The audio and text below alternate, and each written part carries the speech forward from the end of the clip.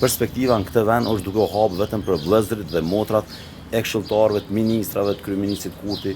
Më e keqe se kjo bllokadë është veç nëse arrihet me ballë një herë kryeministri Kurti qeverinë. Ne normalisht çdo herë i kemi respektuar dhe i respektojmë vendimet e gjykatës kushtetuese dhe pavarësisht ato a na pëlqejnë as na pëlqejnë, ato duhet respektuar dhe ashtu kemi vepruar gjithmonë dhe normalisht edhe të njëjtën do ta respektojmë.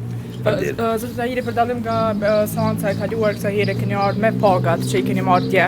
Konsiderohet që ju ka ndalë, a mendoni që i meritoni rrogat e këtij muaji?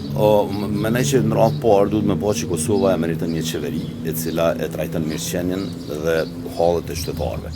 Ju e shihni që sot në krye të detyres e kemi disa njerëz të cilët nuk mendojnë për qytetarët dhe për hallet e tyre, për kundrazi u kanë vendosur lakun fyt edhe atyre bizneseve që e bojnë barën kryesore në sektorin privat dhe besoj që ne jemi sot këtu pikërisht për të arritur me çu këtë qeverinë shpejt dhe me sjell një qeveri e cila është në krye detyres dhe që arrin me i trajtu problemet e qytetarëve.